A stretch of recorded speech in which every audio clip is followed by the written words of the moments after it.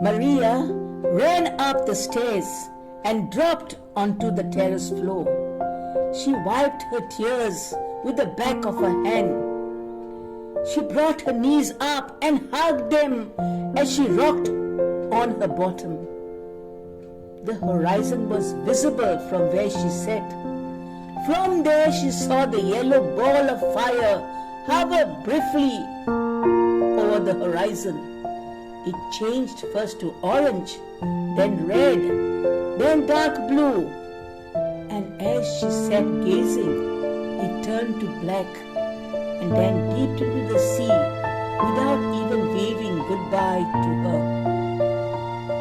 It seemed all so reminiscent of her life. The sun too had gone out of her life. She couldn't believe that 6 months ago she had been a happy girl. Her parents had been so proud of her. She was a topper at studies. She had resumed the higher secondary in June and was now in the 12th standard. She knew that this was an important year for her and she had to do well to get admission at Goa Medical College. Both her mom and dad were doctors and she wanted to follow in their footsteps. The sun had smiled benignly as she had made her way to Damodar Higher Secondary with her bag strapped to her back. She was a slender 5 feet 4 inches with beautiful hair pulled back in a severe ponytail. If anyone had told her that she was a stunner, she would not have listened nor believed them. For her, studies were of prime importance. She knew how happy her parents would be if she were to join their fraternity discussing medical cases. As it were, she was already well versed with medical history, learning most of it at the dining table. She always liked the first day of school. It was great meeting all her old friends. She looked at the notice board. She was in 12th B. As always, she sat in the first row. There were high fives from all around, and she enjoyed partaking in this like any other normal girl. She wondered who their class teacher would be.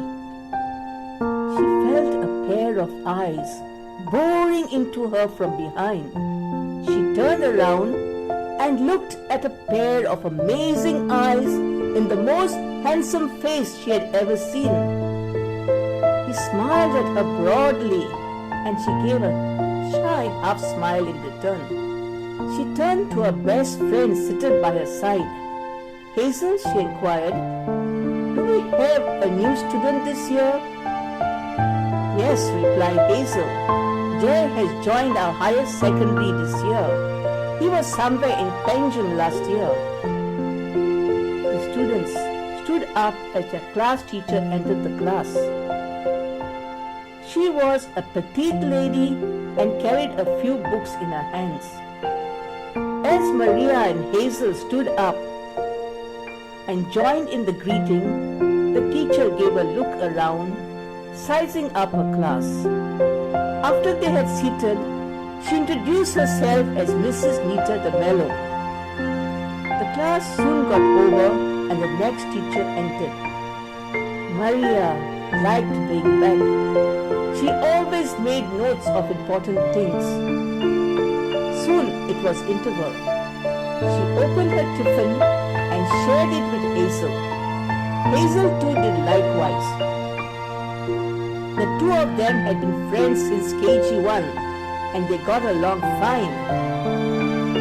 Suddenly, a shadow fell over her tiffin. She looked up. There was Jay, the new boy, looking at the two of them. Hazel, an outgoing girl, said, "Here, Jay, have some." She stretched out her hand, offering him some biscuits. Jay dipped his hand into the tiffin and took 2 biscuits. He said, "Hey, you seem to know my name. You have an advantage over me. Could I know yours too? Sure, said Hazel, smiling at Jay. I'm Hazel, and this is my friend Maria. Jay stretched his hand and shook hands with both the girls. Then he complained to Hazel, Your friend is not sharing her tiffin with me. Maria blushed. She did not like to be spoken to as if she were a small child. Jay took one of the homemade sandwiches she offered. Said Jay after taking a bite. Very yummy, Maria. Mom made them? No, confessed Maria. Our maid prepared them. Hazel at once butted in. Maria's parents are doctors, and she hopes to be one too. Jay looked impressed. Wow, he said. I'm looking at a prospective doctor. Maria, not too pleased with all this attention, gave Hazel an admonishing look, which the latter happily ignored. Maria muttered, Well, there's a long way to go. Can't be sure I'll get a seat. Jay appeared to be enjoying Maria's discomfiture. Oh, he said with a quirk in his voice, I'm sure you'll get there with those determined eyes of yours. Maria concentrated on her tiffin. Hazel, all excited, said, Yes, Jay, she's a topper in studies, so you'd better watch out. The bell rang just then. Jay moved to his seat, and Maria gave a sigh of relief. Hazel whispered, Thanks you, Maria. Maria gave her a withering look, but Hazel just laughed merrily. I'd like to see a prospective doctor fall for handsome Jay. You must think of boys and babies sometimes, Maria, right? Maria was saved with the entry of the teacher.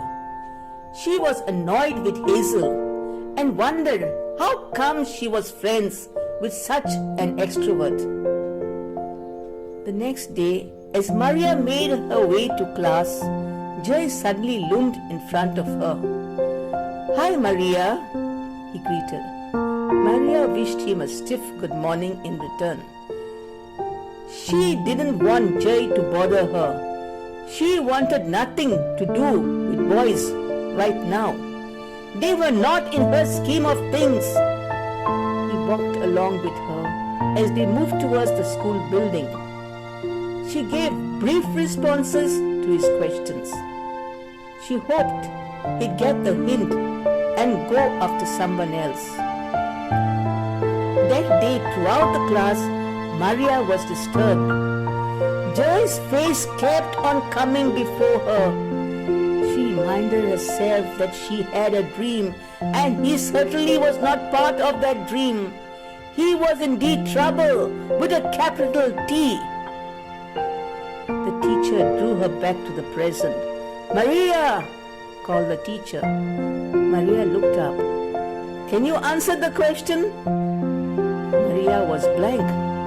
What question? She had not heard any question. She had been so engrossed in her thoughts. Hazel gave her a jab with her elbow and whispered softly, Thinking of Jay, weren't you? You're in love. And she rolled her eyes suggestively. If looks could kill, Hazel would be a goner. But she sat there for the rest of the lecture grinning irritatingly. After class, Maria walked home dejected. Was this love, this new feeling stirring within her? She brushed away the thought. Suddenly, Hazel came panting after her. Hey, Maria, she called loudly. You just walked away. Couldn't you wait for me? Here's a letter from Jay. Annoyed, Maria felt herself blushing. No, she said firmly. I'm not interested in it. You can return it to him. Hazel smirked. Shall I read it then? Maria grabbed it from her. Hey, said Hazel, her eyes wide open. "The lady does like him." "No," was Maria's quick reply. "I don't want you reading and circulating it all over the place." And she walked away in a huff. At home, in the privacy of her room, she read the letter. Jay had expressed his love for her. It was love at first sight, he had written. She lay there on the bed for some time. The next day, she took trouble with her appearance. For the first time, she looked long and hard at herself in the mirror.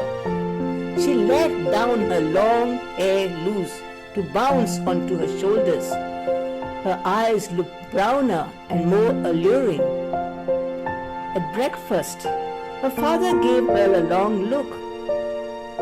"There's something different about you today, dear," he observed. Her mother glanced up from the medical journal she had been perusing. She agreed. "You do look fascinating today, sweetheart."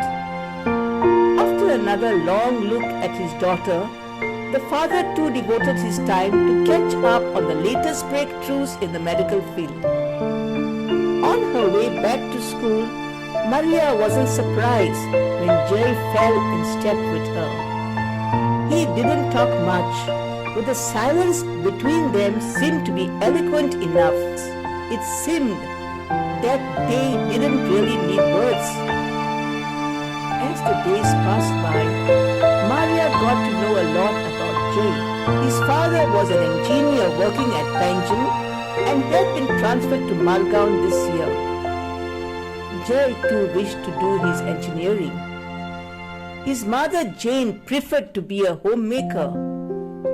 She had given up her government job so that she could devote time to her husband and children. At night, as she would study, Maria would check her mobile every now and then.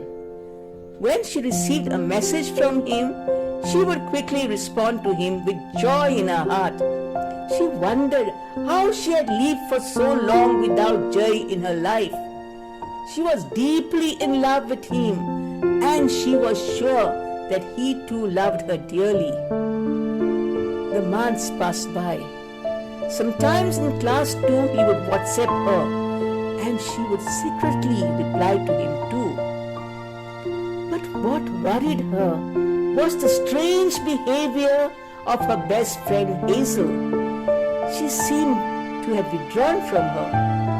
A few weeks back, she had even changed her place. No longer was she sitting there beside Maria. One day, Maria decided to confront Hazel and clear the air between them. She walked over to her place. To do so, she had to cross an unused tract of land. She saw two people sitting closely under a tree. As she drew closer, she was shocked.